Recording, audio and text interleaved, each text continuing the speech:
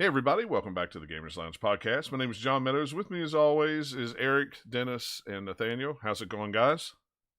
It's going. It's going great. It's going great. Going fantastic. That's great. It's so cheery for 10 o'clock at night. It's really great. Well, yeah, Red Bull will do that to you. Well, yeah, okay, all right. I'll give you that one. See, I was afraid to take a 5 hour because those usually last 5 hours, and I'd like to go to bed before 1 o'clock in the morning if possible. Right. Maybe 2. So see 11, 10, 11, 12, 1, 2. Yeah, that's just an hour too long for me. So I just can't. Right. Because they last exactly 5 hours. Yeah, that's the way the guarantee is.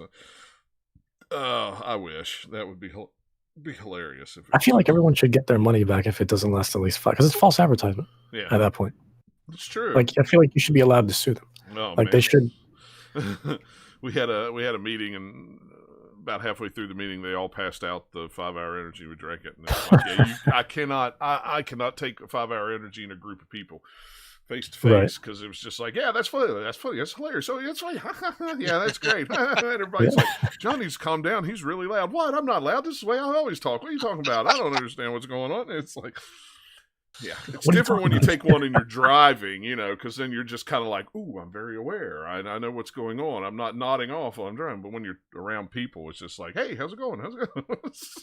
I'm asleep. What's going on? How's it going? Yeah. Yeah, I'm not sleepy. I'm not sleepy at all. This is great. I'm wide awake. This is perfect. So I try not to take those very often, but there's always a couple in the pocket in the door. So if I'm driving down the road and I get a little tired, I just whip out a 5-hour energy. I'm probably going to be using them a lot here in the next couple of weeks, but that's going great, fantastic. Ooh, yeah. Yeah, it's a different story in itself. So, but we'll start off with the way we always do with what we've been playing.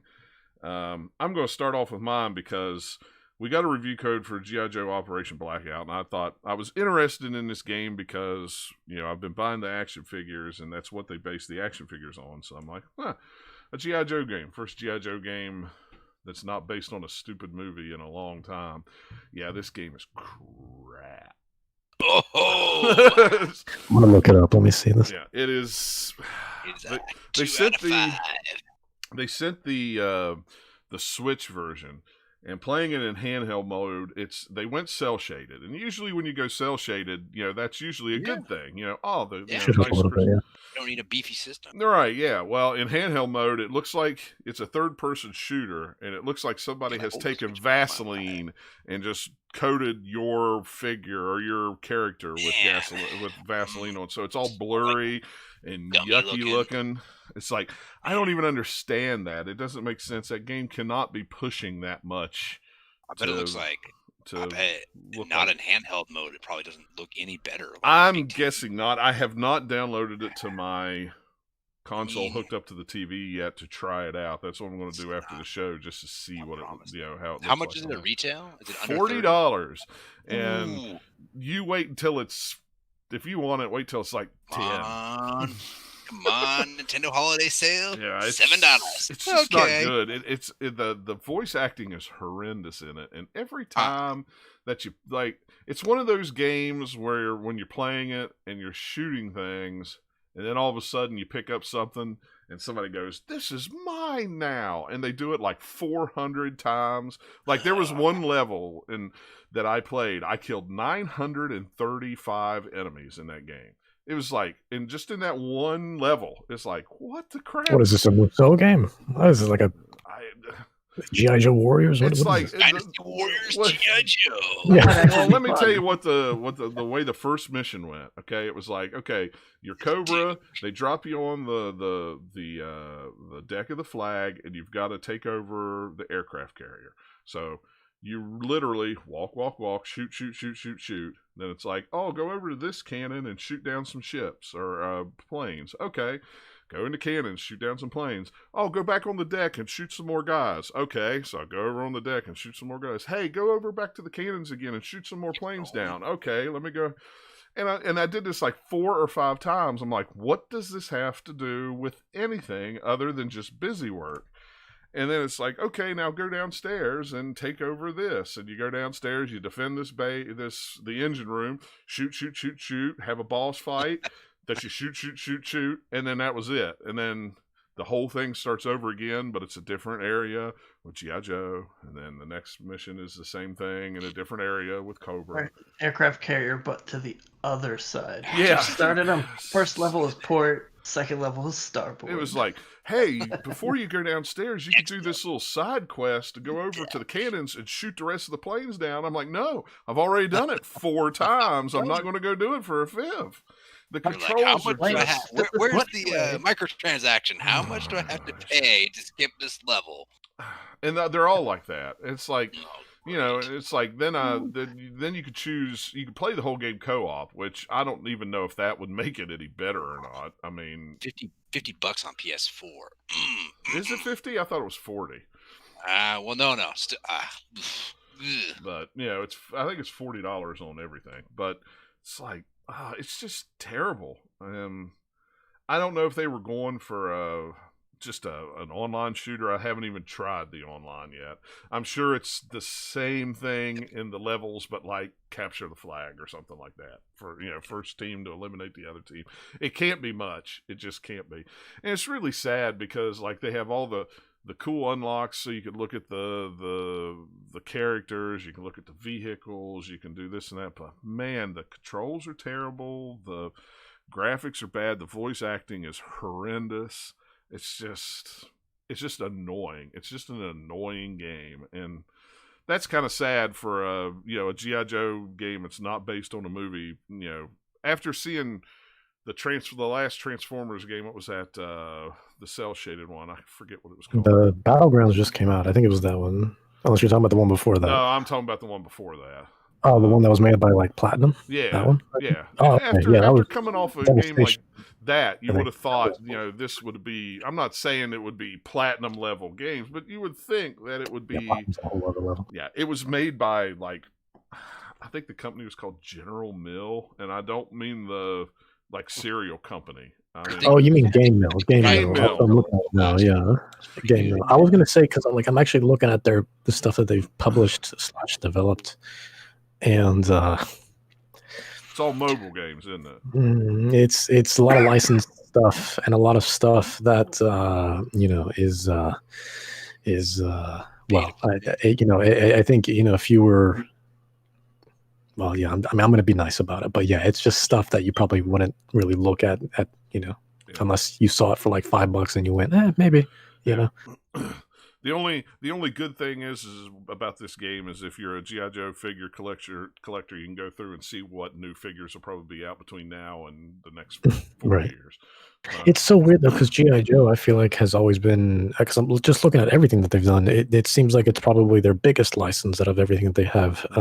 And I mean, outside of like Big Hero 6, they did one for Big Hero 6, but outside of that, especially because you said it wasn't based off of like a movie or anything. So, with something like G.I. Joe and having creative freedom, it's unfortunate that it's as bad as you say it is. It's either creative freedom or Hasbro made all these figures and said, okay, here's the way this figure line's going to work it into a game.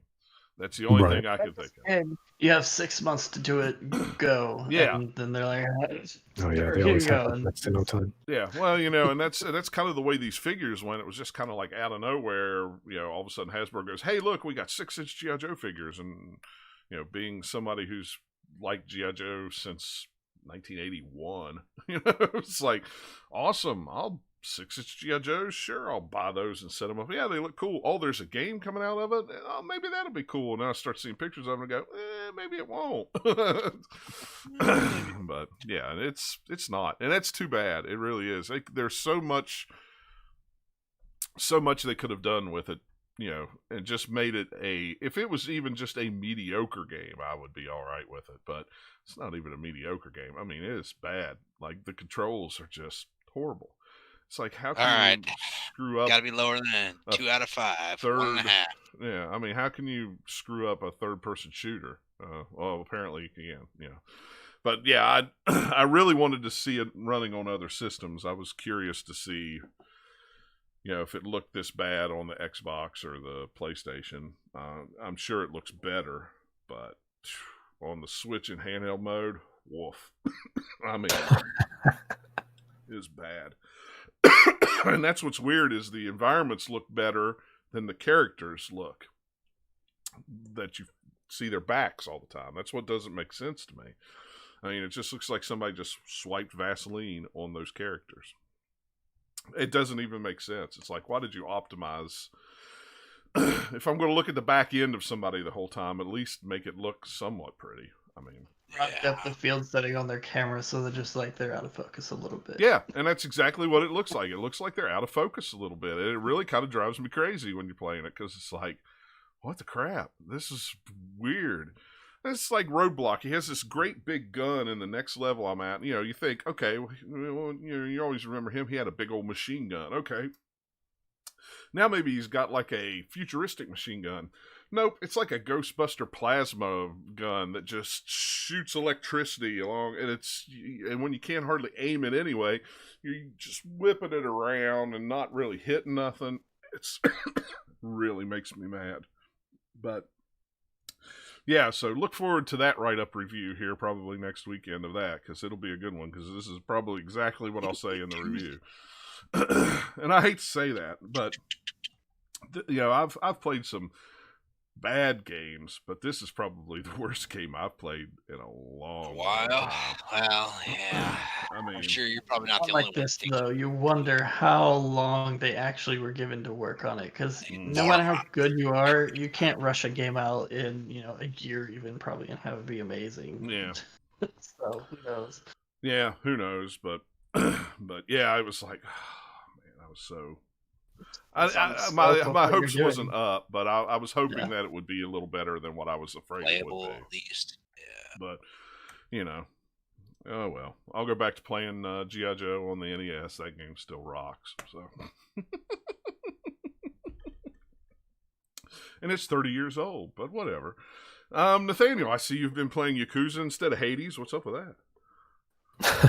And then they had like the big giant Sega sale on Steam. I was scrolling through it and I was like, oh, that's super cheap. I'll try a Yakuza game. Why not? What do you think? What year did that originally come out? What platform? Yakuza 0 is a game that... Because I know it's semi-newer, but it feels super old. Well, it's a prequel game to the PS2 games, but it actually has always been out on the PS4. It's not like story or anything like that. It's just like the way the game plays, the interface, especially on PC too. Like I had to get a mod to have the text not be pixelated. That's interesting. Because the font that comes in the like just default, I think it's just probably the PC port is just like bare bones is whatever for that one for whatever reason. But like the text is all blurry, but I was able to get like a thing that fixed it because someone just recreated the font for like, hey, resolutions above like whatever the original font was, because I think even at 1080 it probably would have been blurry. 2015 was when it came out. Weird. Yeah. It feels older than that to me. It feels... So did it come out, I'm assuming, on the current generation then? PS4, PlayStation 3, Xbox One. Yep. It feels to me more like a port of a like 360 era, like that generation of consoles game to me. Just because of just the way the animations are, just how it's really clunky in the combat because it doesn't respond super well. Like it's got like enough of a delay on it. Like I'm trying to dodge a thing or hitting buttons, and it's just pretty much just like I'm not even gonna try and do combos for half of it or anything because it's just like, I just gotta hit some buttons and punch them in the face a lot, which is kind of what it is anyway. Right. But mostly on boss fights, you notice it. Like regular guys, it doesn't matter. But boss fights, it's like, hey, you shouldn't be able to hit me because I'm dodging. And yet you still were able to hit me just because the controls are sticky, I guess it'd be a way to feel it. But it's still kind of fun. It's goofy. Oh, yeah. Like, although I haven't done a ton of it, I'm like just started chapter 3, so I've just met the second playable character. Dennis, remind me, is this the one that's got the dude in the diaper in it? Is it Yakuza 0, or is that another Yakuza I'm thinking of? That is... I thought that was... That's the one that's not out yet. Was that Because I watched previews for Like a Dragon. Unless he's in more than one, but the one Like a Dragon that's coming out, there's like all the previews that came out recently. Yeah. I was actually looking. I was like, oh hey, I'll look at these since I was playing Zero, and like there was like an actual quest in there with a dude in a diaper that I saw in like a video. Yeah, there's. So I know he was in. I forget who I was watching play it. I can't remember which one he was in. I thought it was Zero, but it was on. Yeah, you talk about wackiness. You just walking. Now see, now having played Zero, I kind of want to quit and just get Like a Dragon when it comes out instead, because that looks more fun to me, being a turn-based RPG than the action stuff in these. Yeah, it's totally different. It's almost like they're combining it with sort of like a Persona style game. Mm-hmm. A little bit. Yeah, no, actually, the diaper guy is in Yakuza 0, actually. Okay. But he is also in the new one, or at least a big, because like there's apparently some side quest where you break in and there's a bunch of guys in like diapers in this place, and eventually you can unlock this guy to be like one of your super power up calling guys in battle. It looks goofy. That would not surprise me at all. Just a little bit I've seen of that one, I was like, okay, that looks more like a modern one. So it would probably be more responsive, and they might actually be doing more on the PC port for it as well. Zero was the last one done on the old engine before 6 came out. It was because 6 was Dragon Engine, and then when they did Kiwami 2, that was Dragon Engine, and then Judgment was Dragon Engine, and now Yakuza 7 is Dragon Engine. I bought Zero, Kiwami, and Kiwami 2, so I have all 3 of them because they were like, it was dirt cheap. So yeah, might as well just to have them. And then if I ever feel like going through all of them, I can.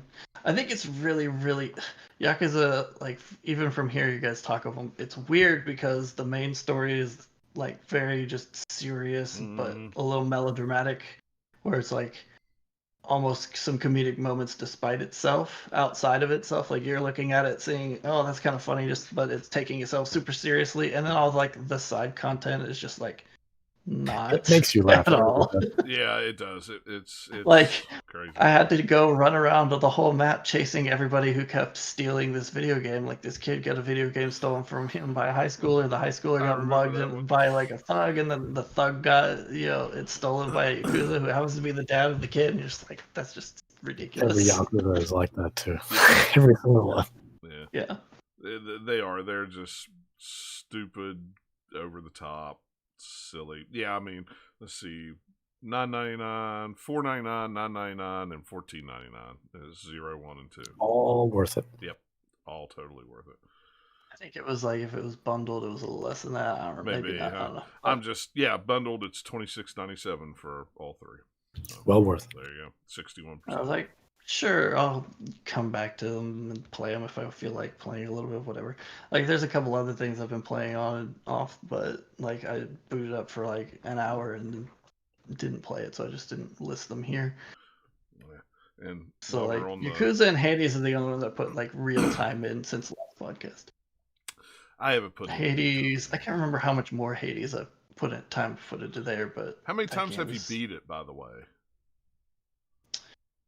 I think I've beat the final boss 12 or 13 times by now. Oh wow! Okay. I bought that on the Epic Store with that coupon. I need to play it. Yeah, and that's out of probably about 60 runs or so at this point. I have to go and look at my stats in game to look for sure. But yeah, there's another podcast I listened to. The one guy had beaten the game like 30 times already. He's like, "Yeah, it's all I play. If I'm awake and I'm not working, that's what I play." It's like, well, at a certain point, you can just keep going and you can do it, pretty easily, consistently if you're just doing it with a couple of the weapons that you're like really good at. Yeah, and then.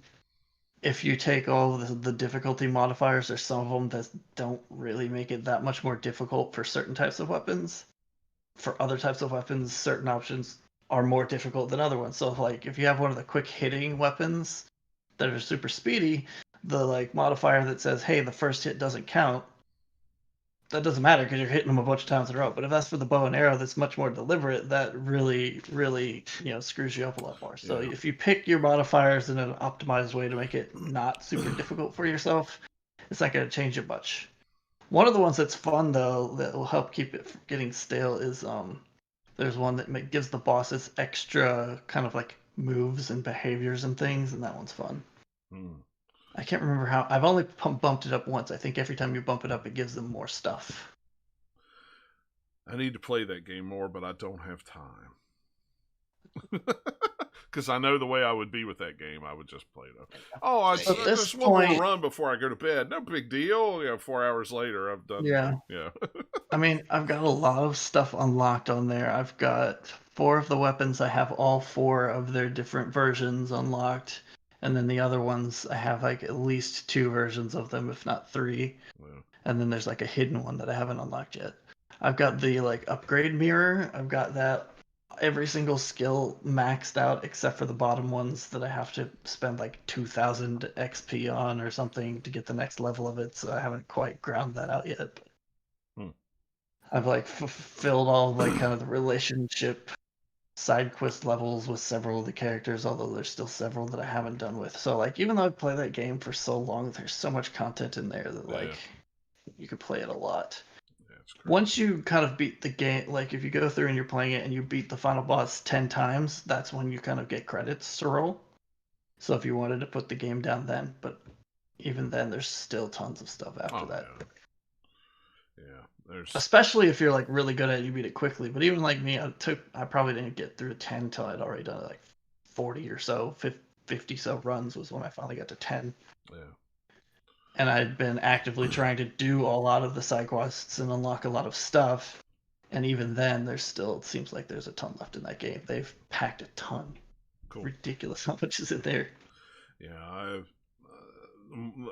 the more I'm glad I bought it. I bought it on Switch. I'm really glad I bought it. I just wish I had more time to sink into it. So that's my only. Most runs are going to be half an hour or less, or maybe up to 35 minutes or something if you're on one of the slower weapons. Yeah. I need to play. But like the faster ones are kind of like the sword's kind of like medium. That's the one everybody probably starts with to start with, I think. But then like the spear is a little bit faster. The bow is slow. You've got the shield can be faster depending on which way you configure it and what stuff you get. But yeah, like that game just has so many it's a nice balance of a roguelite where it's not as randomized as some of the other ones are. So you know a little bit what to expect as far as kind of like the rooms go and how the dungeons work. It's not as completely random as some of other like roguelike games are. But it's a lot more random in what kind of just different power-ups you're going to find on each run, and that makes it feel different each time. But it feels like, okay, I can master this game a little bit easier than like the ones that are super random and you have to like find this one room that you won't see again for forever because it won't show up in the random rotation. Yeah. How many hours were you? Do you remember like roughly like when you beat the final boss for the first time? Like how many hours do you think you took for you? I'm trying to remember because that was a while ago. Because I just remember exactly when it was. I don't remember. I do remember the first time, the second time. I think the first time I beat the boss was with the gun, which is weird because I hate that one. I don't hate it. It's just my least favorite of the weapons. The fists I've beat it with the most since like where I'm at now, because those are like really really fun. Like if you get the sort of boxing glove fist weapon things and you get the chain lightning upgrade on them, it's ridiculous. Because you're just sitting here going and hitting people really fast and lightning's going everywhere.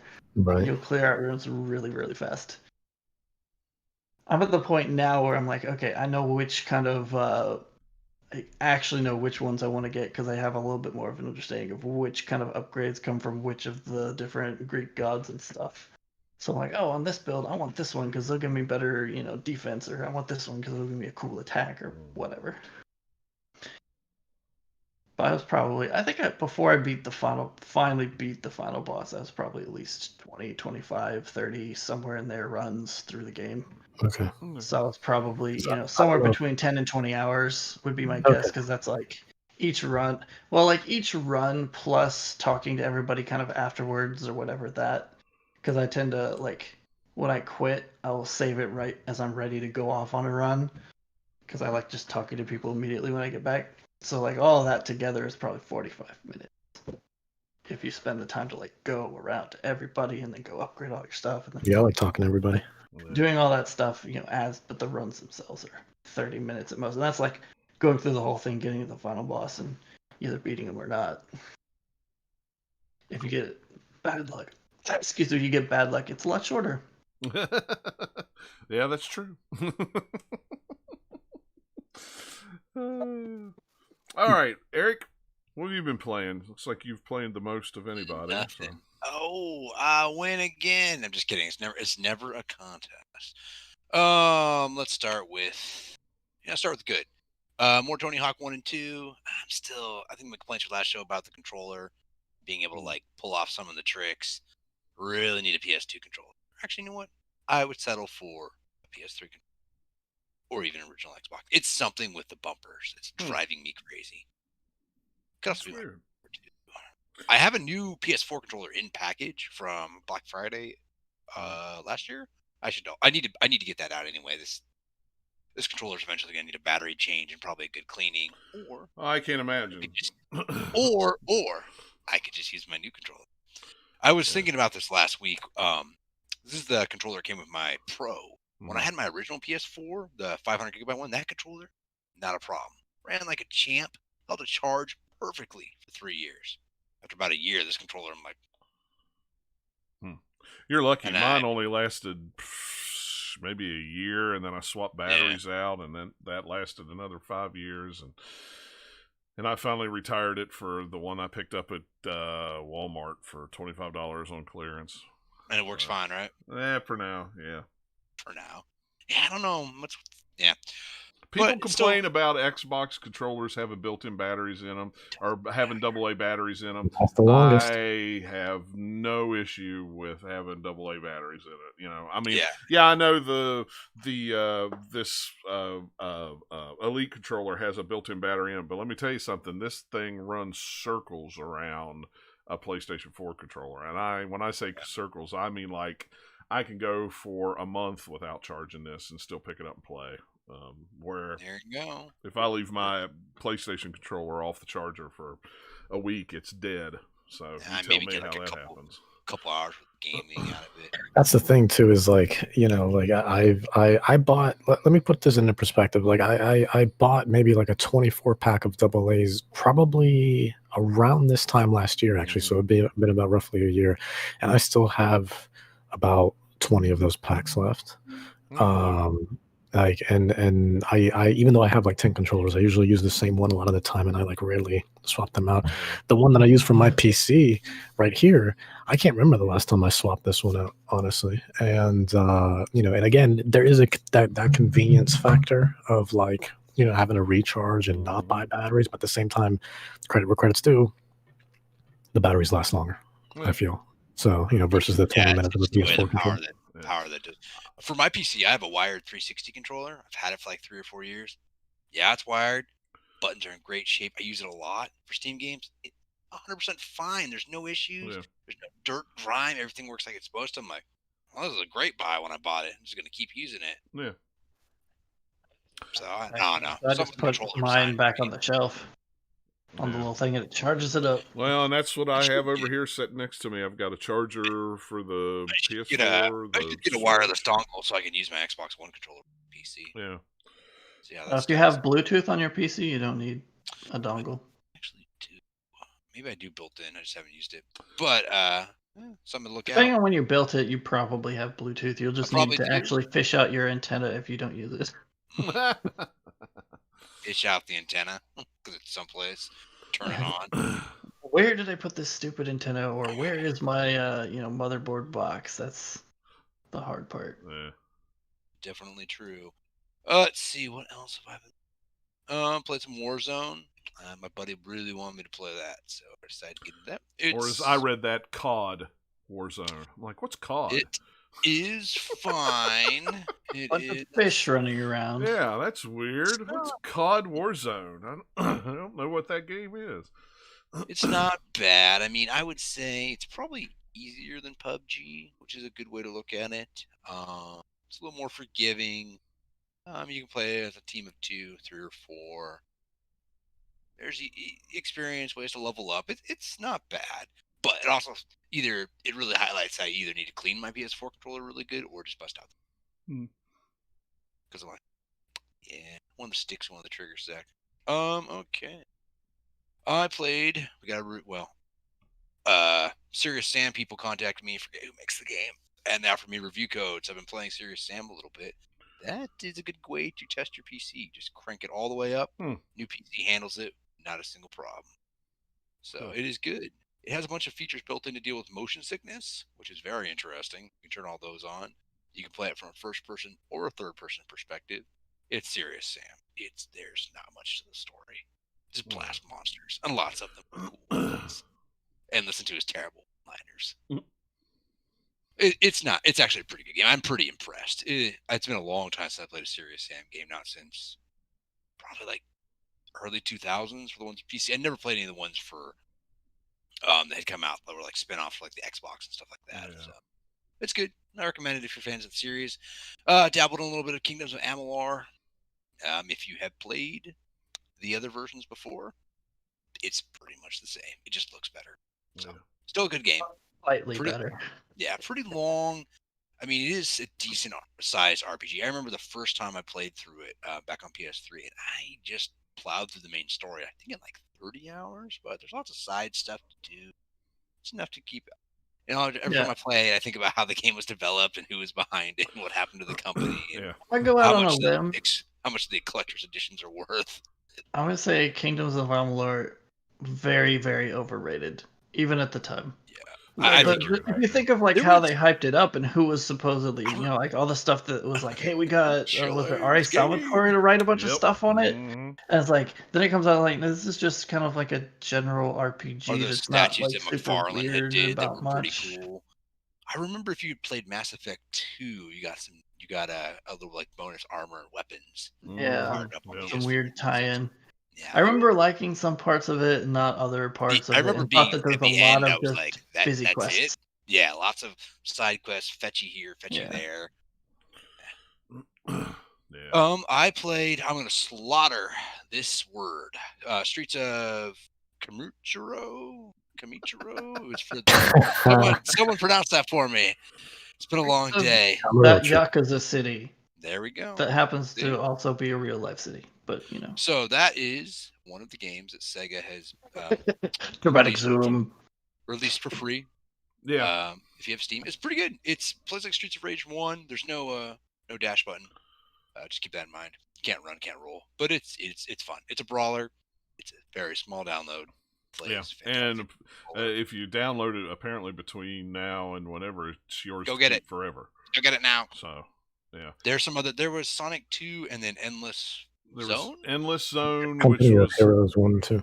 Yeah, and there was a Endless Zone, which is a Fantasy Zone remake. I don't know, something like that. And then there's another one tomorrow that is actually Golden Axe. That was what's funny about it is it was actually supposed to be a full release game. If you want to talk about crunch. That game is look up the history of that little game, and that's a history of crunch in a nutshell. There's a guy I follow on Twitter. He's like, I was very surprised to find out the game that I had worked on years and years and years ago has popped up on Steam for free. He said I worked so much on that game they wanted it done in 2 weeks. So what is that going to be? Is it like a remaster, like a remake, or a different kind of sequel? I'm not 100% sure. I'm thinking it's like a remake of the game. It looks like. I mean, it looks really nice. It makes me wonder if they've touched up on any of the stuff. I wonder how much of it is actually still there. If it's just a level. I'll download it tomorrow. Add it to my Steam library just to have it. I'll play it eventually. So it does look interesting. I would have bought it if they would have actually brought it out years ago like they were going to. I'd have bought that crap in a heartbeat. That's the Golden Axe I like. Sideways or something. Who knows? It's what was that one they had on PS3 that made absolutely no sense? It was a Golden Axe, but it was like a third-person action adventure game. I don't know. It didn't make any sense. Like any sense. I don't know what it was like what they did with Castlevania. What was it like? Lords of Shadow or whatever. I was like, what is this? What did you do? This And it's just a shame that Sega's got all those IPs like that they're sitting on doing nothing. Shinobi, Golden Axe, I don't understand Jet that. Radio. Yeah, Jet Set Radio. I mean, they could bring out, people would buy it too. And especially with these indie, and that's the funny thing is everybody's like, wow, Sega's had a great year. Look at the games they brought out. Well, they brought out a lot of games. Well, yeah, but they brought out Streets of Rage. Yes, Sega didn't do that. A company went to them and said, hey, can we make a Streets of Rage game? And Sega went, sure, you have our blessing. Well, what about Monster Boy? Yeah, Monster Boy wasn't made by Sega either. Another company went to them and said, can we have your blessing to make this game? And Sega went, sure. It's not like they're even making any money off of it. They didn't license anything to them. They just said they could do it. Same thing with Shenmue 3 and Wonder Boy. And it's like, Sega's just like, yeah, you want it? Go ahead. You can go ahead and do what you want. It's fine. No big deal. Yeah, it's like, really? You're something. weird. Why don't you do it yourself? I don't know. Or hire them people to do it and get a cut of it. Something. But everybody's like, Sega's had a great year. Yeah, have they? I mean, they've had an all right year. Yakuza and Valkyria Chronicles has kept them going. But, what else? They got Sonic. Phantasy Star Online that Microsoft had to pay. Microsoft had to do all the work to get it over, not Sega. So it's like, here we go. I don't know. It's weird, but yeah. It doesn't seem like they have a good history for making decisions for a while. Yeah. Well, they succeed by accident, maybe. Yeah. Well, and I think especially if you either read or watch Console Wars. Especially reading that book, you'll see that Sega of America was doing a whole lot better than Sega of Japan, and Sega of Japan kind of took offense to that. And Sega of Japan kind of put their thumb on Sega of America, and ever since then, that's why Sega doesn't do as well. Is because if they would have just let Sega of America do what they wanted to do and kept doing it, things would have been a whole lot different in the landscape of companies around. And they didn't like that after a while. So what are you gonna do? Yeah, well. It's just funny to think about, like, even something like Bayonetta, right? Where like Bayonetta, like even Nintendo had to come through and be like, can we just get that from you? Can we just buy that from you or whatever, just so we can? Because you guys are doing nothing with it. Too, it's still weird because it doesn't seem like a Nintendo property at all, and yet they went out to get it because the first game was, so good that they're like, I love sure, we'll get it. We'll take it if you don't want it. Yeah, and a lot of people also don't know that like Nintendo like bought like the Fatal Frame IP like forever ago, also like Fatal Frame of all, a horror game. So it's weird, very weird. So Dennis, what have you been playing? I know you're still doing your. Oh, are you? Got one more. Oh, I thought you were done. I was almost done. What have you got done, or what have you got? I have been. Well, the honor of October and horror games. Pardon me, I should probably go back and finish the Metro Exodus. But I've been playing Resident Evil Revelations 2. That is a pretty good game. It's more of, hey, it's Resident Evil, and you have a little friend you can run around with. There is a problem, though. So I finished episode 1. Go to play episode 2. It says I don't own it. I own the season pass. Go spend 5 minutes Googling. Oh, yeah, this is a serious problem. It affects everyone who has the game. Doesn't matter what console. For some reason, something's jacked up. And people are like, oh, you have to rebuild your database on your PS4 and uninstall the game and reinstall it. Just like, I wish it would have. Give me my refund. Potentially, good luck with that. I might. But I guess people say they got to resolve by contacting Sony support, which is odd. How are they? Yeah, I don't. Because within the game, since you don't own it, within the game itself, in the menu, since you don't own the extra episodes, so you tell it to go to the store.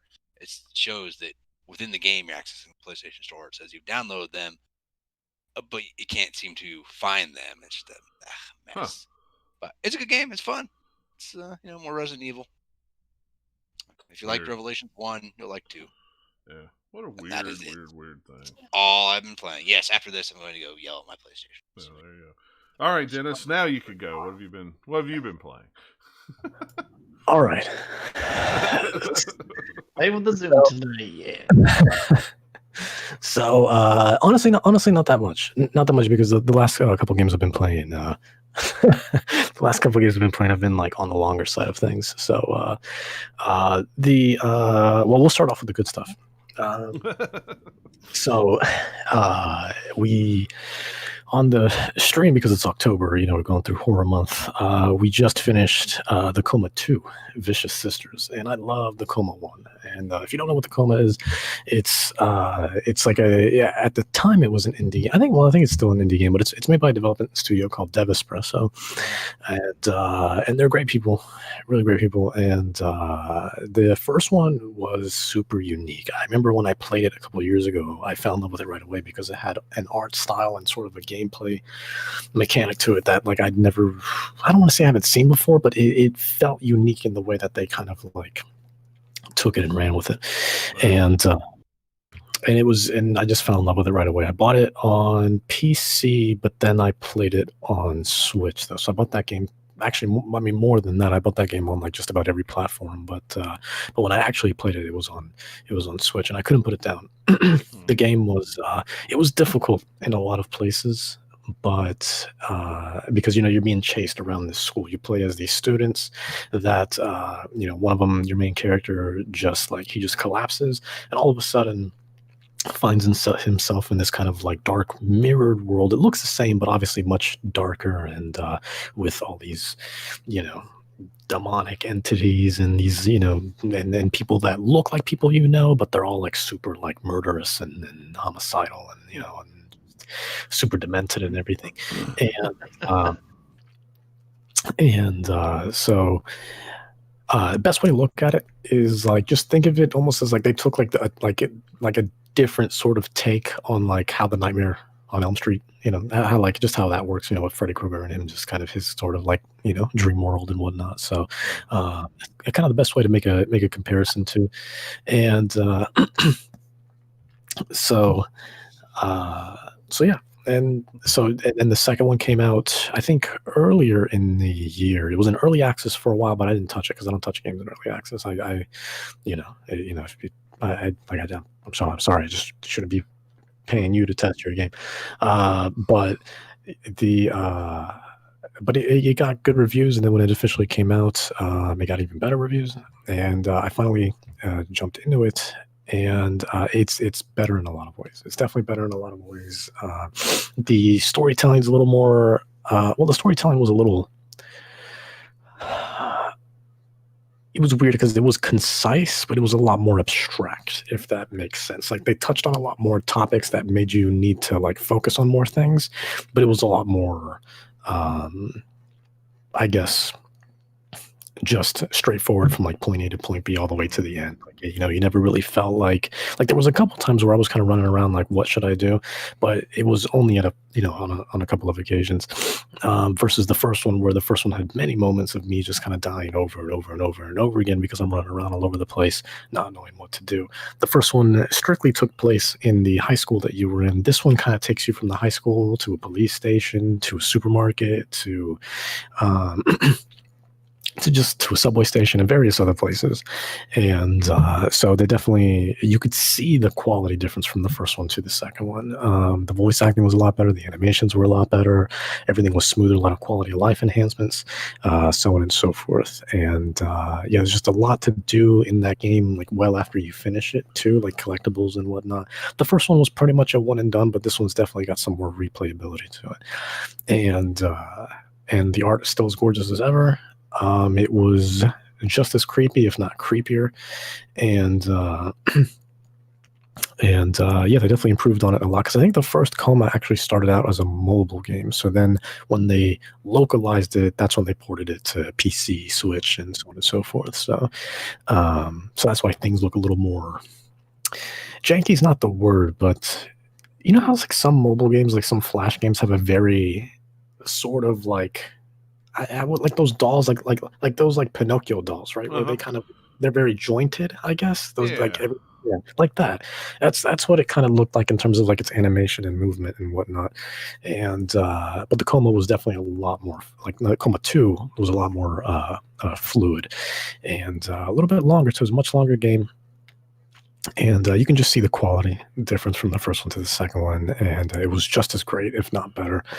Though I think I like the story in the first one better, but the game overall was definitely better in the Coma 2. And that's and you would think that would be the case with most games, right? Where the sequels would be better because they kind of learn from their faults in the first one. But a lot of games, it's just people always go like, no, the first one was better, and so on and so forth. So And sometimes it's like that.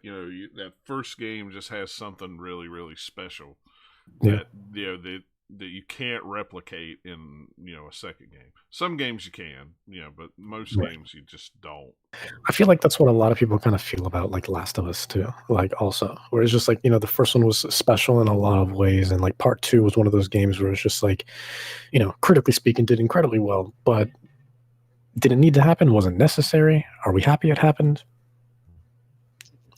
I think most of us the are. case there. I think that 2 is just as special in certain ways, but I think that the reason that it's not as successful just with a lot of people was they took more risks with it because with a sequel you can do that. Like the first game, like it's risky maybe the overall, but like with where they wanted to take the story and what the story they wanted to tell, a little more risky, but also way more complicated. The first one is a lot more straightforward of a story. Yeah, it was very It's a lot linear. easier to just kind of get latched into and just be like, I'm on board and I'm going on the whole ride. Whereas the second one is a lot more complicated with like a little different moving parts, and they've got more complicated themes, multiple themes that they're exploring.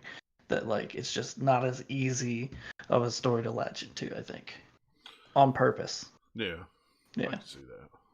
Yeah, that's kind of how I felt about Tomb Raider as well. Because I thought Rise was fine, but I felt like they were getting like bigger and better, if anything, with Tomb Raider. But then you always kind of see people kind of go back to that 2013 reboot and just go, that one's still the best. And credits to it's an incredible game, but it does feel kind of dated going back to it.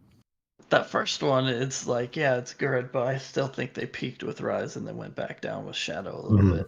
Just a little too big with that one. But all 3 of them are worth playing. If you like kind of action adventure games, play them. They're fun.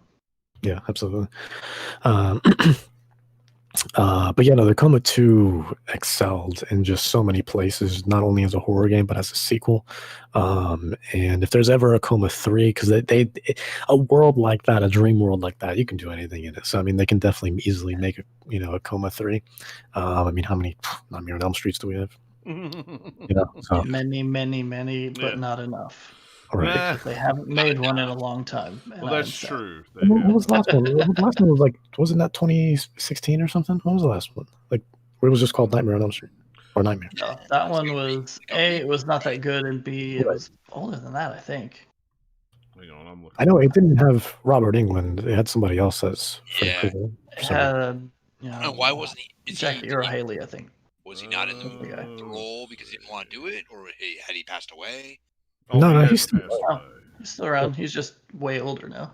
Yeah, and not really acting. Makeup though. I feel like about like horror movies. It's like Hellraiser, for example. I think after the 3rd or 4th one, they changed to a different actor for Pinhead, and then people were like, it's terrible. Oh yeah, like 2010. Friday the 13th. Okay, so there's like multiple people who've played Jason too. So yeah, it's just kind of like Freddy was always. Yeah, but Jason doesn't talk really. I mean, until the reboot. And I'll tell you, Freddy, though, he's got the voice. I'll tell you why the 2010 version didn't do that good is because Michael Bay was a producer. That's weird though, because we're gonna have some big explosions. It looked pretty. The problem with the reboot was it didn't have imagination. Yeah. And that's the fun part of all the Nightmare movies is just kind of you have this whole dream world thing, so you can be imaginative with it. The only thing that was kind of creepy and imaginative in the reboot was like the very opening scene, and that was like kind of cool. And then it's just like, all right, we're done. We can't think of anything cool. That's it. We just. And then like they were trying to play it way too dark and serious, where it's just like, hey, we're just gonna make it scary again, but like go way too far. Because even the original Nightmare on Elm Street was still kind of like a fun horror movie to a point. Right. Even though it's still quote the scariest one. But that's how slasher flicks are in general, though. I feel like they're like, even though they're horror, like they have that sense of fun behind them for some reason. Yeah, the campy kind of fun. Some of them do, some of them not as much. I wouldn't call Texas Chainsaw Massacre really fun necessarily, but there's no campiness. It's a sliding scale. Fun. But yeah, like that one, they definitely tried to go way too dark with it. Yeah. I'm all about. I've been watching a bunch of horror movies. Yeah, me too. We've been watching, but a lot too. of them are video game related, which is fun. Like I watched the Silent Hill movie, which I hadn't seen before, and it's actually decent. You hadn't seen it before? Oh, I love it. Not I love that. I did not even bother watching the second one after reading up about it. I haven't watched any of the Resident Evil ones. If you wanna, the best Resident Evil movies are probably the animated ones. Actually, I love those. Those are watchable. Those are good. They're entertaining. If you like the games, those are the closest to the games. The live action Resident Evil movies, the first one's okay, even though it's not really Resident Evil. The second one I really like. Is the second or the third one that was the one that has Nemesis in it, right? The second one has Nemesis. Yeah, that one's not bad. That one I'm like, okay, it's watchable. What makes this first Silent Hill movie good was because it was supposed to take place in West Virginia, and I could totally see a place like that. You're like, I know that place. Yeah. You're like, I've been there. I've driven by there a couple times. Yeah, I'm pretty sure. Just not at night, but you know. I don't really want to drive further. Everyone that worked on that film was also like behind the scenes, especially like the director, the writers, the producers, and stuff like that. They were all massive fans of the game, and they actually can't. They went to Konami for Konami wasn't thinking about making a movie. They went to Konami and was like, "Hey, do you guys think about making a movie out of this? Because we would like to." And then they got the rights. After they were turned down a couple times actually, but then they kept like going back and back and back. And then Konami, I think just to get them not to come back, was just okay, fine, just take it, whatever, just stop coming into our office. How did you get in? So. But yeah, no, I love the first Silent Hill movie. The second one, I'm a big Silent Hill fan. Big. And that second one was a disaster in a lot of ways. I think we watched it. It sounds like what is this? It sounds like that the people who made the second one didn't like Silent Hill and didn't like the first Silent Hill movie, so they just decided to just do whatever. Yeah. It was a bunch of random people. Yeah, it wasn't the same people that made the first one. So it was an unfortunate mess. Which is a shame. Because it was based off of Silent Hill 3, which makes the most sense because 3 connects to the first one in the games, and so they had so much they could have done there, and they just tried to go a little too Hollywood with it, and the CG was not very good. The first one they tried to use a lot of practical effects with, and then the second one was just like, no, Most of the first one was like practical effects where they just like put some creepy, makeup and prosthetics on people and said, "Here, walk weirdly and do crazy stuff." There you go. If you watch the behind the scenes, like the making of, like on like the DVD or just like the featurettes, I'm sure they're digitally as well. They're super entertaining to watch. Just seeing everybody so passionate about it, just be like, "Oh my god!" Like it's just super super cool. Like especially when they were designing all like the nurse outfits and stuff like that, and of course Pyramid Head. They had a blast doing that. That was really cool to see. Yes, I got it. I ended up watching that movie just because when it was one of the Silent Hills on the PSP came out. Silent Hill Origins, maybe. And the pre-order bonus at GameStop was the Silent Hill DVD. And we had tons of them, and nobody really. The DVD or the UMD? They gave you an actual DVD. Yeah, so you actually got the. So we had a bunch of them to just give out. So I took one home and watched it and went, "Oh, well, it's not too bad." I still got it in there in a box. There's like a Silent Hill graphic novel too that came out for PSP. That's kind of interesting too. That I was always sort of. That is Silent Hill Omnibus. That was yeah. But yeah, Origins and Shattered Memories. I think Shattered Memories was on Wii and PSP, if I'm not mistaken. But Origins was like the main one on PSP because that was like a prequel to everything. So that was really, really cool. And arguably one of the best soundtracks too. On PS, that was on a couple other consoles too, like PS2, right? Yeah, it was on PSP first, but then Origins came to PS2, like maybe like a year or two later, probably 2 years later, I think. Yeah. There's the collection. PSP was like slowly dying out at that point. Yeah. I saw a collection on PS3 and 360, which has 3 of the games, right? Silent Hill HD Collection has 1, 2, and 3, but not 4. I think that came out to like mixed bag. Or like, oh, it's not bad or it's not great. it's playable. It's just kind of like a port that was just kind of thrown in without any real attention to the technical aspects of it. So there was a lot of bugs because it just wasn't optimized for the hardware at the time. With COVID, the price of all those Silent Hill games, they have gotten pretty bad. I think everything has gotten. No, I'm talking like I think 3. It's looking at like 100, maybe 120 complete, and I was like, "Whoa! A year ago, I could have had this for like 35." Well, and that's the thing I've noticed with a lot of games, especially PS2 era games. Not a for good some time reason, to be a buyer. it is not. I mean, like some of the Shin Megami Tensei games that I didn't realize. Oh yeah, some of them like Devil Summoner, not what was it? Or I think even the it's kind Devil of like semi, not super hard to find stuff for 3DS. Yeah, well, the ones on PS2 have the two that are the obscure ones that they're doing a third one for. I think they're doing the third one for. I can't remember which ones they are.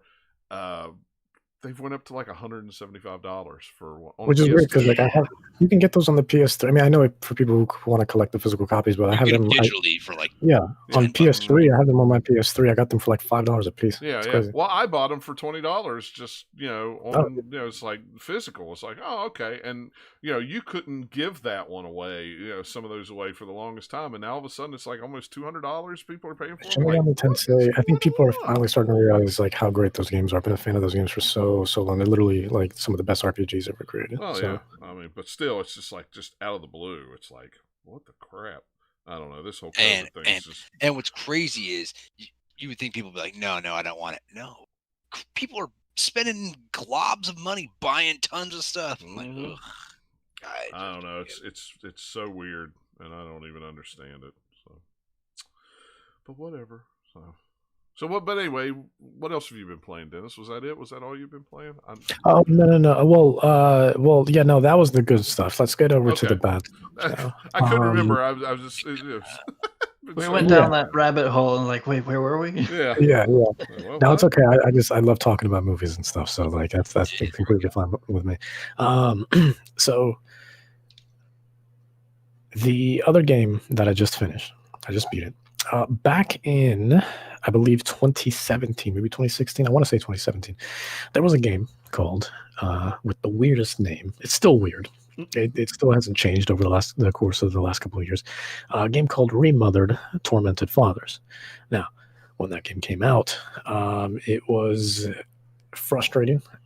But it was unique. There was nothing like it, and I had a really good time with it, despite my frustrations. Overall, I respected what it did. It did something new with the horror genre, and but my biggest issue with it is that despite being touted as like this sort of like super stealthy survival horror game, the stealth mechanics really don't work that good. And everything else, for the most part, is fine. Again, in Tormented Fathers, and I'll get to Broken Porcelain once I lead up to it. But in the first one, though, the characters were cool. The main character, especially, was clearly just inspired by Jodie Foster's character in Silence of the Lambs, and just the role that character played was just so unique, and just the way you kind of went about going. Through the game was really unique, and the characters were great. The story was a little convoluted, but still, you could put it together.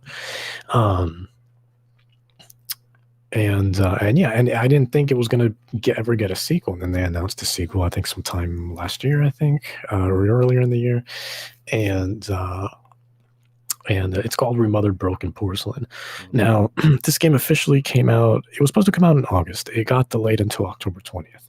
And then a couple of weeks ago, they were like, oh, we're good to go, actually. We're going to go ahead and push that date up to October 13th. We're going to release it a week early now. Honestly, even if it came out a week later on October 20th, even if it came out 3 days from now, because today's the 17th, I don't think it would have made a difference, because this game, they really took to heart the broken in broken porcelain, because this game is an absolute mess. Mess. Yeah, and let me put it this way: there was one cutscene where a character model, two characters were talking to each other, and all of a sudden, a character model from what had just happened, like this like kind of mini boss fight that I just did, all of a sudden just comes through the wall, clips through the wall, and starts sliding everywhere like it's an ice skating ring, but it's in this like odd but isn't exactly in a T pose, but it's like frozen in like a gunshot pose, because that was the last thing that he did before it like switched scenes, what he was about to shoot me or whatever. But apparently he stayed like that, and I don't know how this happened, but this man is going from side to side and just doing circles like crazy. And all of a sudden, and then right like near the end of the scene, like gunshots, like they just start going off like crazy, like all the gunshots, and it was ridiculous. It was ridiculous. I didn't, and then I didn't know what was happening. And then, not to mention, there's all these weird collision detections happening. Like, and I've seen this happen to other people. Now that I beat the game, I like went and like looked up some stuff earlier. And like, you see people like screaming because some people get like super scared, but it was playable. This was one of those things that it was so upsetting because it was the game that I was looking forward to, and because I wasn't expecting a sequel, but I was like, oh my god. If that game's getting a sequel, though, like that's a day one buy for me for sure. And and I'm not the only one that has these feelings, because if you go on Steam, there's mostly negative reviews, and Fix the game.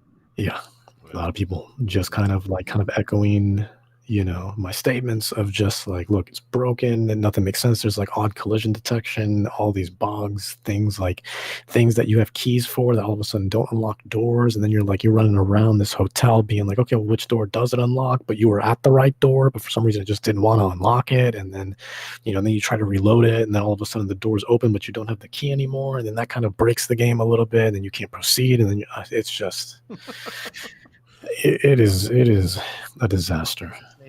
Just had to put it out, and like, we don't want to, but we gotta put it out. Yeah, it's possible, but credit where credit's due. Granted, I haven't seen much difference. Like, they put out about 5 patches in about 48 hours. And because they're listening to community feedback, and they're like, okay, we heard you guys say this and this, here's what we're fixing with the next patch, this and this. And again, for being a stealth game, it's not very stealthy, because a lot of people were complaining about how is it I'm hiding and yet they can still see me, and not just like hiding behind a table, but like going specifically into a place that is a designated hiding place, like into a closet or like something like that. And there's nothing like Alien Isolation where you have to like hold your breath or anything like that. Like, you just kind of wait.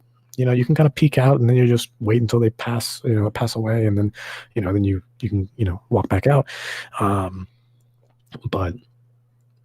But that still apparently didn't do anything, because they would if they clipped through whatever it is you were hiding in, that was enough to kind of trigger, just because they were clipped through it. And it was nonsense. Also, there was a part where like music kept looping. Like, there's a specific like piece of music that plays when you get caught, and that kept looping for me for about 20 minutes, even like during cutscenes. When games do that.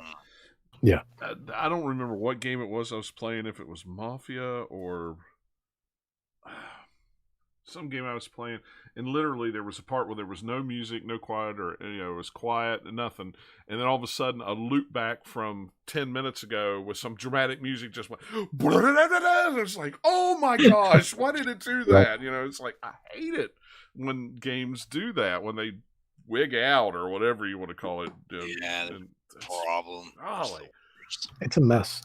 It really is. It's an absolute mess, and it's a shame, because again, I was looking forward to this game, and I think had the game not had been as broken as it was, the game would have been decent. But as it stands, I don't recommend this game. Don't put yourself through it. It's a $30 game too, and it's just like, the game being this broken at $30 is a little, and it's not considered early access. Like, this is considered the retail build. Wow. And it's I haven't been this upset since Ari and the Secret of Seasons. If you guys know about that game, it came out about 2 months ago. Cute little platformer. That game could have been fantastic if it wasn't for all the stupid jankiness of it. And yeah, I wrote a review on it. I mean, I won't get too into it, but it's I don't recommend it as it stands, which is a shame because I remember looking at it and just being like, oh, okay, this looks cool. And again, it caught my attention. It's like this cute sort of like, I think of like Zelda, but with more of like an emphasis on like platforming. But yeah, and it was, super, it had all the right elements, but the execution was just an absolute mess. And yeah, it just wasn't, not something that I can recommend, especially if you're playing the Switch version, because the Switch version is a disaster. And which I've been meaning to write an article on this, but the eShop has an identity crisis. And what I mean by that is that there's just a lot of stuff of games that you see with screenshots that are not representative of what the Switch version is, and it bothers me. Yeah. It bothers me. Yeah, and that's one of those games.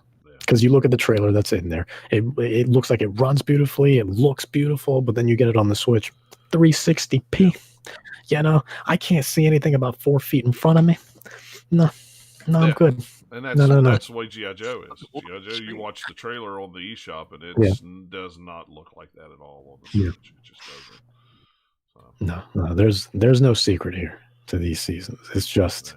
They're just throwing the trailer of whatever. It's just a trailer that they throw up on PS4, Xbox, probably the PC version, PC, and then they just put it on. They just put it everywhere. That though, that's not cool, man.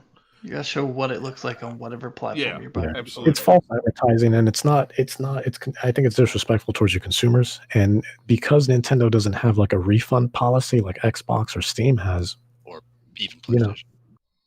Or PlayStation. I didn't know there was no refund policy on the eShop. Nope.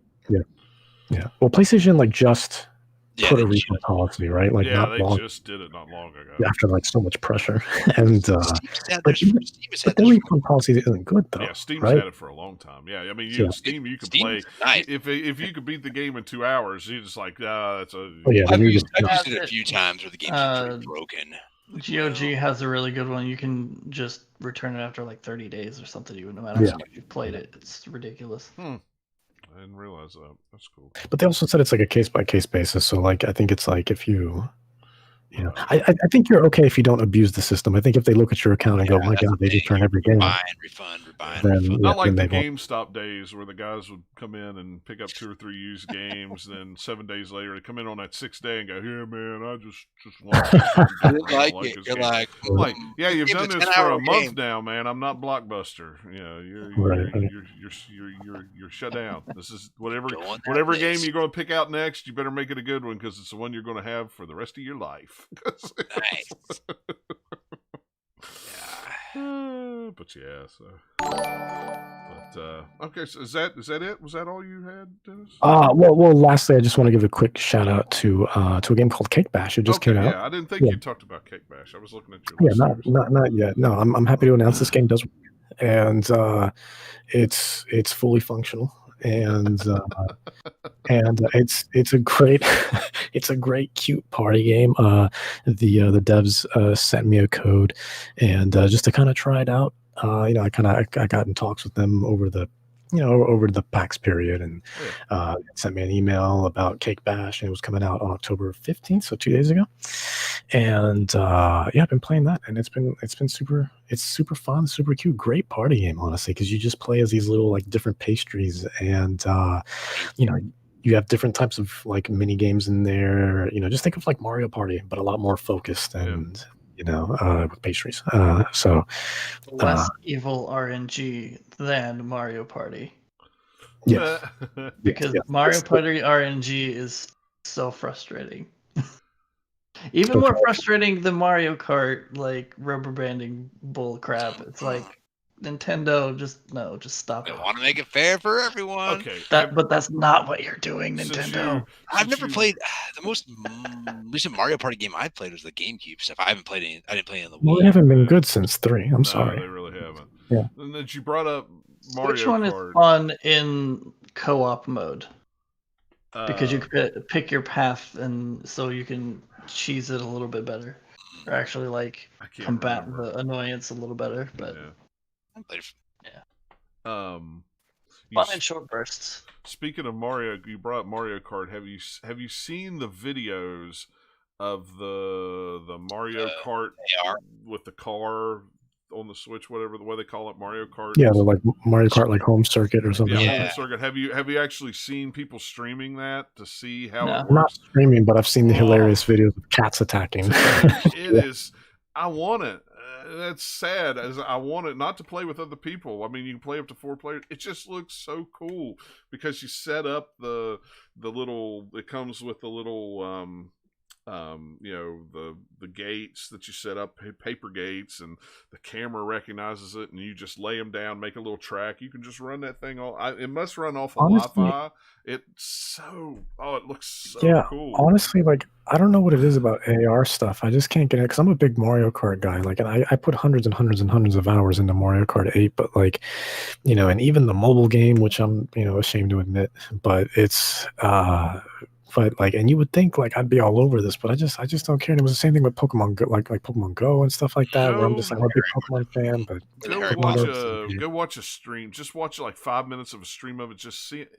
It is so awesome looking. I mean, it's just so good. This guy. Oh, the technology is great. Yeah, I love mean, it. it's just so cool that I'm just like, yeah, I really want it. But then again, it's $100 just for the car. It's like, yeah, it's a lot of money. But Yeah, man, you have to it's choose just between Mario and Luigi. Like you don't get both, right? Like no, they're yeah, all. it's just it's one of them. And apparently, the Luigi one is really hard to find. Apparently they made more Mario's than they made Luigi's. Surprise, surprise. That makes sense to me. It makes sense, but who's going to people want the love Luigi Luigi, one though. first? They're going to Yeah. want Mario first, right? Yeah. So But- make a lot more of those. Man, I watched the clip on Twitter. I mean, literally, the guy had it running through his whole house. He's running down the hallway. He put the little curve thing so it knew to turn, and you get the power ups, and you get the that kind of stuff. And he swinged it under his bed, and here's his cat laying over here on the other side. He goes, boom, right by the cat, comes out the other side of the bed, and swings around through the gate. It's like, okay, that's kind of cool. It's like when they first announced it, I went, that's neat, I guess. But to see it in action, it's like, yeah, that thing's sweet. I would really like to have one of those.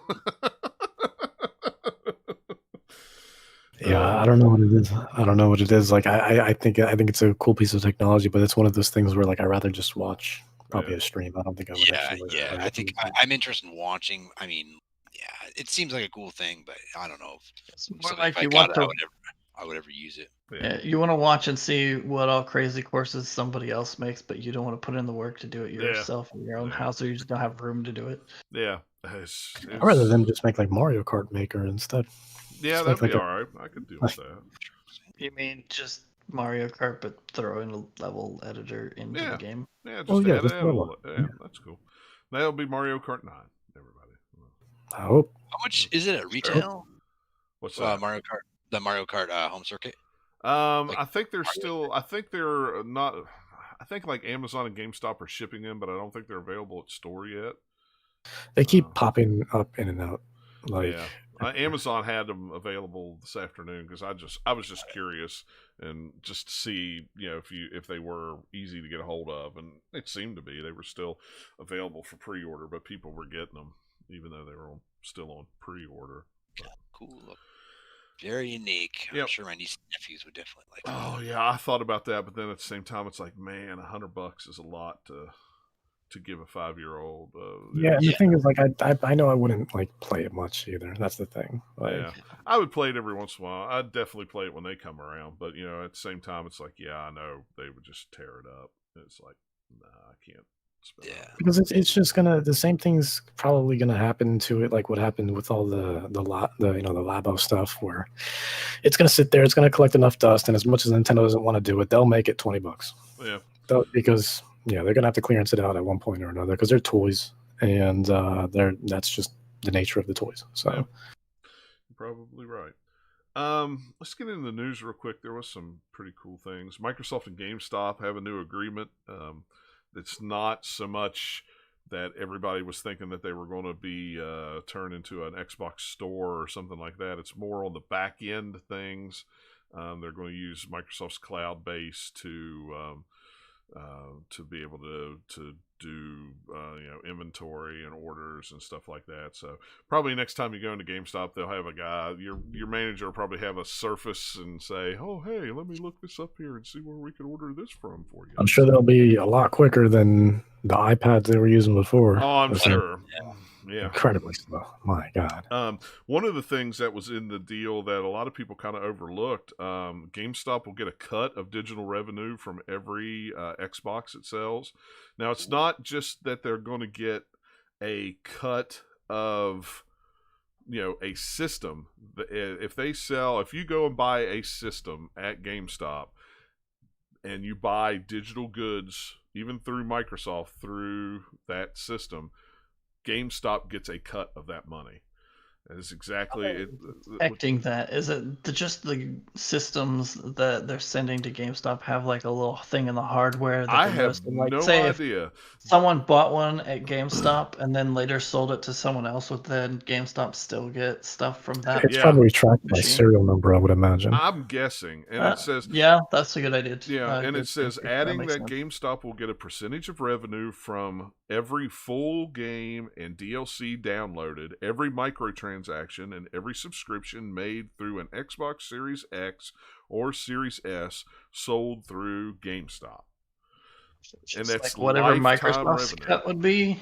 Then Microsoft said, "Okay, we'll slice off a little bit of our normal cut." Yeah, I mean, that's a way to keep a brick and mortar store, viable. I mean, I guess at least keep money pumped into them. Nobody knows how much it is or anything like that.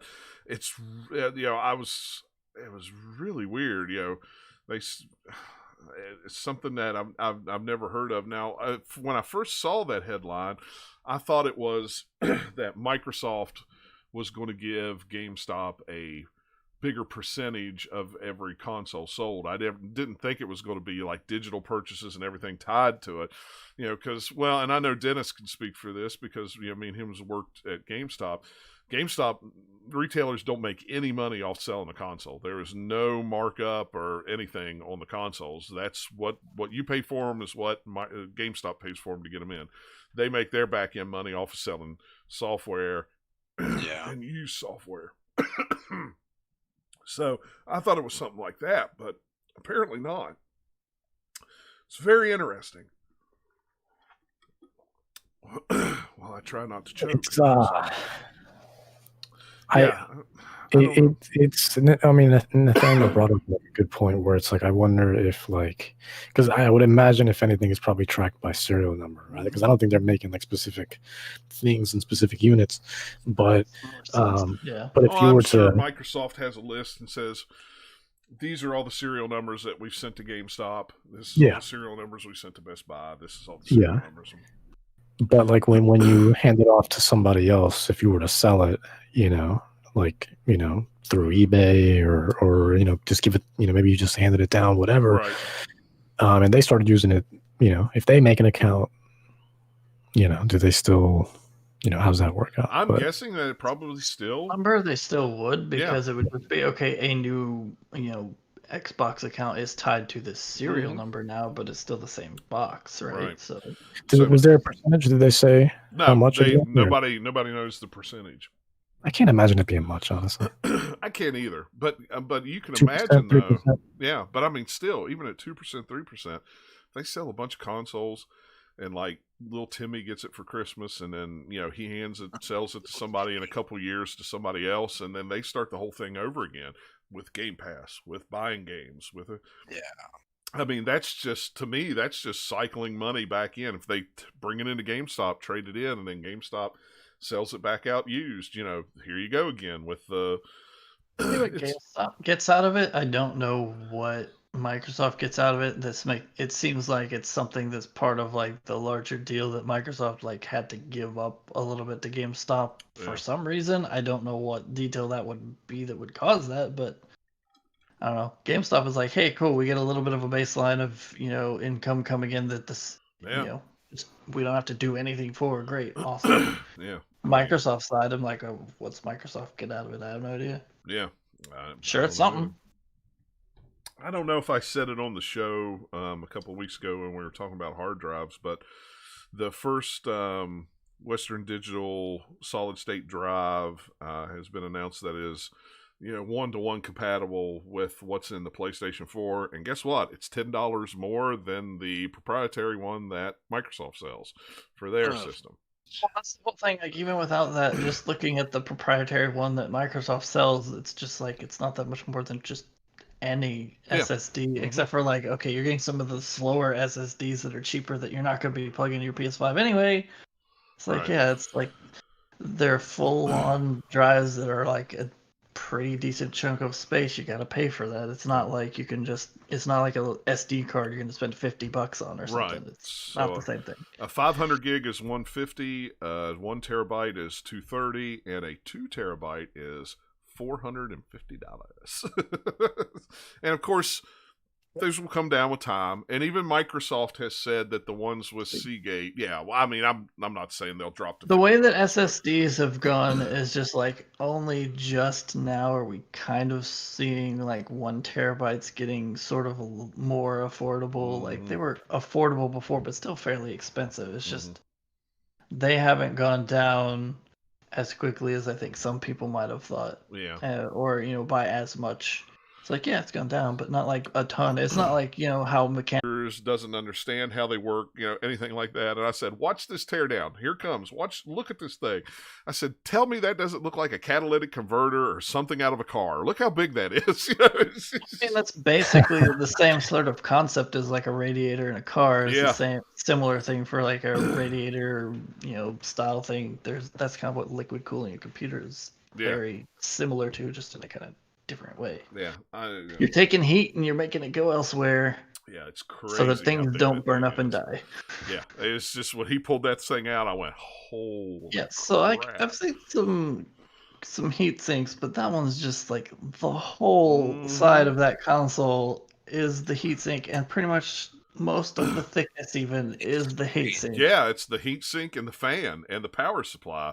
I mean, the board is in the middle and it's like that thin, and it's crazy. The board is huge because they just have one giant board for the whole thing, whereas like the Xbox has like the couple nested board things, and they definitely went for where Microsoft is like, hey, we want to make it as compact as we can and like put it together and like engineer it in a certain way so we still get the cooling, but we're not like using kind of brute force and a lot of air space or whatever to do it for us. Whereas Sony's, it's like, they're just doing basic PC build of just like, okay, we're going to put in some, stuff that's been done for forever. We're going to use a giant heat sink because we know it works. That's why we'll just make the box really big and we'll make sure there's a lot of airflow in it. And it's not anything super fancy other than like the outside of the plastic outsides are all like shaped funny. And I wonder if the other thing that the other thing they're thinking is maybe it's a little cheaper than what Microsoft has done.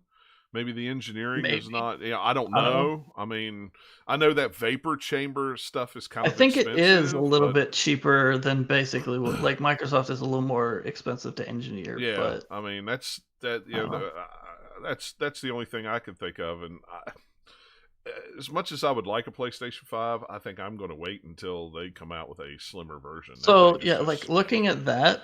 Just give them a couple more years of re-engineering and technology and things getting cheaper and all that. The slim version will be much slimmer than that, hopefully, because like that gives them a lot of room to like come up with a different cooling solution basically and see if it works. While you still have, but the only thing that's weird though is they're gonna have to make a completely new board. For that too, because like that board is so big, that's going to limit the amount that you can shrink the console down. Yeah. Well, and the one thing that surprised me was when he took it off and goes, "This is a dust chamber. This is where the dust." The dust catchers. Yeah, the dust catchers. It's like, wait a minute, I'm going to have to take that apart and clean. Oh my god, that's an overblown thing. It's more like a tray, for a printer that pulled out and you can shake it, clean it out. Maybe let me put a filter in there like my air conditioner, and just every month I can pull it out and just put a new one in or wash it. You're gonna start going to Home Depot for PS5 parts. PS5 filter, please. Oh yes, sir. We have them in stock. Yeah. I think that's more there just so that you can if you're someone who feels like Yeah. that you would want to do that and do a little thing versus having to completely disassemble it to clean the fans or anything like you Yeah. would for a PS4. That That like, was hey, what it's there. It's a nice intermediate step that will maybe help. But Yeah. even if you never touch it, like Well, most people Prevent the never jet will. engine. Yeah. and that's what I like about the Pro. I would take my PS4 apart and clean it, every year or two. The Pro is a lot easier. Literally, you just go on the back and you just pop the top off, and everything's right there. You blow it out, pop the top back on. It was a little more complicated on the 4, but it was still pretty doable. But at the same time, it's like I do appreciate that. If you are tech savvy though, job, the PS5 looks pretty easy to take apart. Yeah, it Like, really judging by does. that teardown, I'm like, that's not too complicated. Mm-mm. Like, there's not any super crazy hidden screws or just a crazy amount of screws to begin with. It looks pretty straightforward to do. Yeah, I thought so too. I thought it did too. So if you would be so inclined. yeah. And speaking of the PlayStation 5 and the teardown, they did also a video on the user interface. They It thank exists. God they have done some good things on that user face. The PS4, I hated the PS4 user face. I still prefer the PS3 over the PS4, like the XMB. Well, my big issue with the PlayStation 4 user interface is it's so slow. It's so slow, and then you go to click on the store, and when I got my Pro, it was a little faster, but nah. This one will also be slow eventually. I'm sure it will. I mean, it's going to depend on how much they did. I think I don't remember if it was the actual video or if someone like the Digital Foundry video I watched or something, but they're supposedly doing a lot more caching or something. So a lot of the stuff that loads via the internet, it won't be doing that as much because that will slow you down a lot if it's trying to go to the internet to pull stuff. But so like ads or anything that would pop up like that type of stuff, the more of that you have, the more it's going to bog it down. Right. And there was a few things I didn't like about it. As much as I like the trophy progression and stuff like that, there was a lot of boxes on that game that they showed. Here's the official news. Here's a screenshot. Here is your progress through this level. Here's your progress through the adventure. Here's this level progress. Here's this level progress. This level. To me, this just looks like we put a new coat of paint on everything we already had, and we're showing you a bunch of crap that you are never going to use. Yeah. Or you'll use a little bit, and like a lot of that type of community type stuff is on the PS4, just in a different place in a different way. Like, also, how many games are actually going to do that step-by-step stuff? Yeah. Sony stuff will, and everybody else, like a few of the big ones might for a while, but after, people see, people are not going to use it that much. How many are going to make, help hint videos to go in there? Yeah. How many are going to do all the like tracking? What do you do for tracking for a game that's not like a platformer that has actual levels and things like it to track? Like, how would you track a Dark Souls game? And did you notice that the tips thing was a PlayStation Plus thing? It's like, well, you'll be able to do this if you're a PlayStation Plus subscriber. It's like, or even they like hide in there that they're like saying like it won't always be a video, it could be anything in there that's a tip. So like, if any company that's not Sony does it, they're probably gonna do it the cheap way, right? Oh yeah. Yeah, so I'm real interested to see how that turns out. Other than that, I mean, I think it looks great. Yeah, it looks fine. It's a user interface. It wasn't anything that blew me away, but it was like, it looks good. Yeah, it works. Ahead, Dennis, what were you going to say? I was just saying. I mean, they pretty much they prettied up the XMB. It looks smoother, but it is a cross media bar. My favorite thing I think is like right before you log in, they definitely brought back that PS3 sort of like bokeh. I love that. I thought that was I love that. I miss it. I don't know. That stuff I don't care about. One thing I do like though is that it's actually popping up over the game versus like the way the PS4 works. Even though technically it's still kind of the same, because you're just kind of putting it into the resume state and you just like go back in, but it feels like you're going out of the game and coming back into it. Whereas this interface feels a lot more kind of like a movie like Blu-ray pop-up menu feel, like you're in the middle of the movie and you hit the button to go and like you want to put subtitles on or whatever, or even something like a Netflix or wherever you have like before you can, because it's like you just said to like, hey, I think it's been so long since I've looked at it, but I think with both of them, or at least one of them it works where like you can set the auto login account even if you have other profiles and stuff on it. Yeah, he was way too And then- excited about, let's select this account. No, I don't want to select this account. I just want to turn my system on and play a game. I'm sure you probably will be able to set it up. I'm that sure, way. but it's just old They man just want to me show the fussing about fancy something, thing. Look, you have a profile. Cool. Click on it. Yeah. And the last story, Kotaku was doing an interview with Phil Spencer, and they asked him about This whole thing is so stupid because really he asked the is. wrong type of question that allows every different site that's like, mirroring this to talk about it to have a different interpretation of what it was that he said. And I'm just like, you shouldn't have asked him the way you asked it. That made it way too confusing. Well, and not only that, but when that it's a garbage question. He had to give him he had to stop and then say, well, yeah. So anyway, what it was, is it possible to recoup your $7.5 billion investment if you don't sell Elder Scrolls on PlayStation? Is what the interviewer asked him. And Spencer even if you're said, asking any random person, they would have said the same thing. Yeah. Yes, we could. Like, yeah. And I don't know. It was just so weird. It's like, and then then there was different stories out there. It was like, well, Spencer thinks that they can make enough money back on just PC and Xbox that they don't need PlayStation. And I don't know. I will be shocked. I wouldn't be shocked. I'll say it this way: I wouldn't be shocked if most of Bethesda's games still come out on PS5 or Switch. I or would whatever. think there'd be a chunk of them coming for sure. Yeah, but at the same time, I would also not be surprised if all that stuff is kept on PC and Xbox. I mean, you buy these things for a reason, I mean, and the reason is to make money and to have games. Elder Scrolls, I can still see coming to PS5 just because of how big that property is, but also I think Microsoft, I would get a kick out of just like the splash screen if you're on a PS5 and like as you're booting it up, you just see Microsoft Studios. Yeah, exactly. I would love that personally.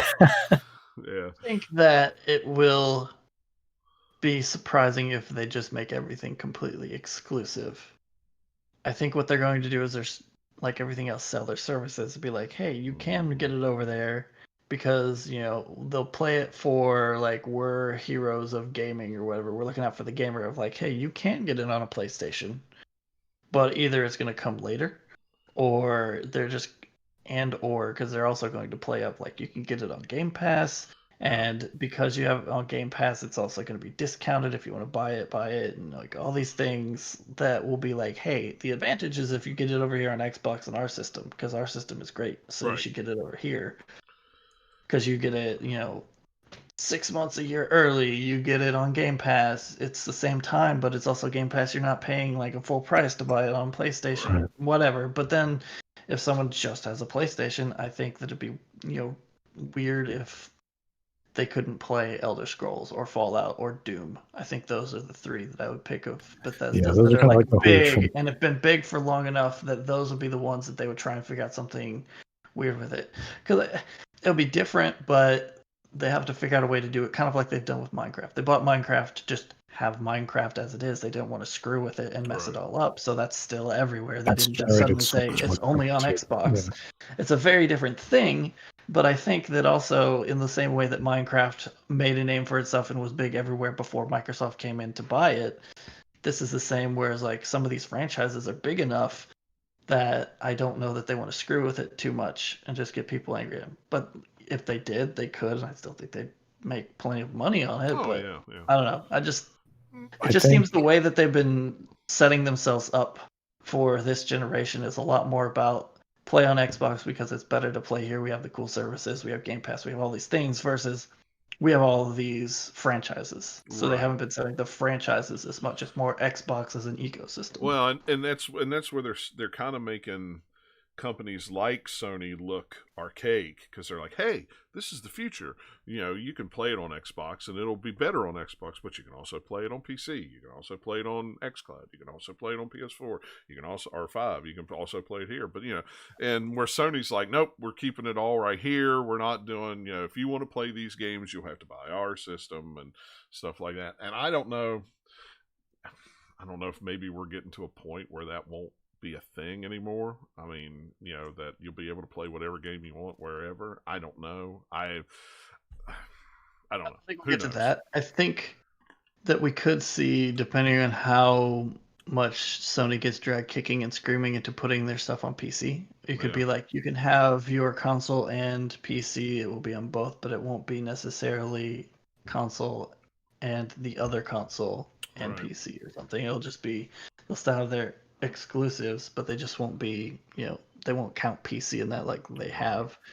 And Xbox has had a lot more because they've been doing that for a while where they're putting stuff out on PC. Sony's just now like dipping their toe and it's like, well, this maybe work. Let's try Horizon and kind of sort of Death Stranding, even though that's not ours. But yeah, we'll see what Sony decides to do. It's going to depend on how successful they are. If they start seeing that they're losing some, money by not doing that, then they'll start putting out ports probably. If they just keep selling tons and tons of PS5s, just like they did for the PS4, they're not going to have to care about it. Yeah. Who knows?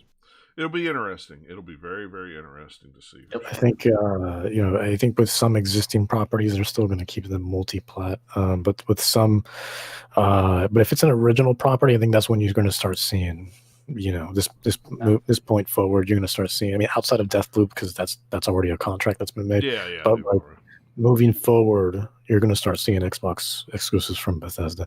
The only game that I think is kind of up in the air right now, though I don't think they even announced any platforms for it. They just said it's coming, is Starfield. Yeah, they haven't said. So, they haven't said. Yeah, they just showed a logo. It was just like, we're working on a new property, and then they just kind of left it at that. So. Yeah, I would be. That's one I think I'd be surprised if it went elsewhere because it's new.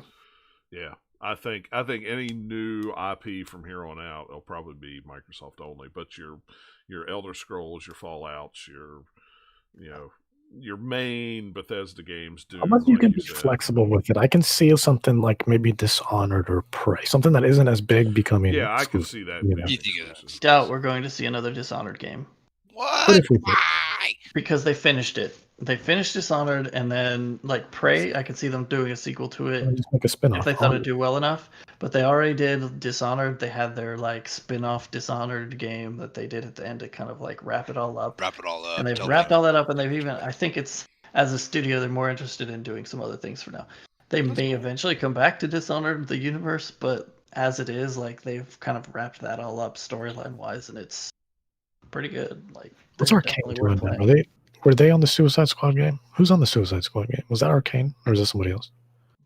No clue. I'd have to look. Arcane is doing Deathloop, and then they also did Prey, which I'm sure they have other project other than Deathloop in the works. We just don't know what it is. Maybe I'm thinking of Avalanche. Avalanche is probably what I'm thinking of.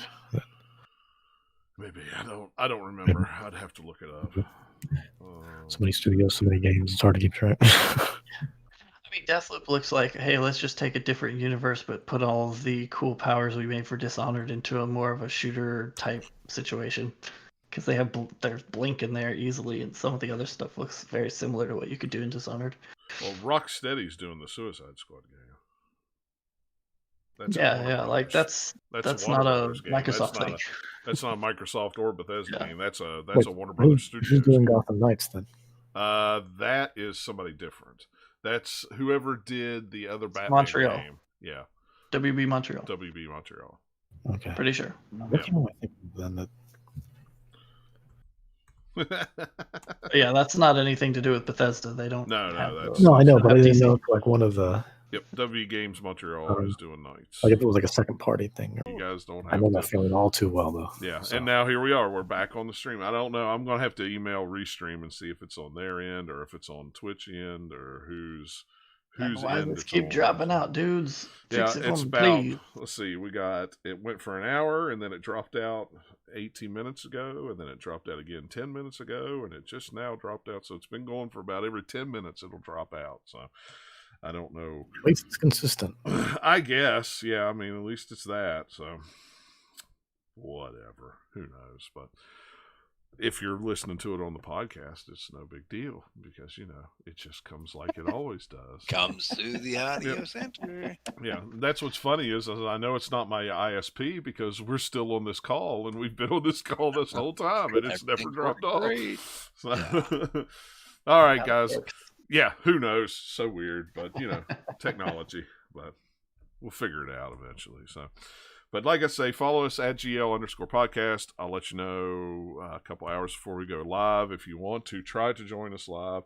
And like I always say, if not, if you just subscribe to us on the feed, wherever you get your podcasts, that's where we'll be. So, all right, guys. Well, once again, thanks a lot for listening and hanging out with us. And we will catch you all next time. See you later. Take care.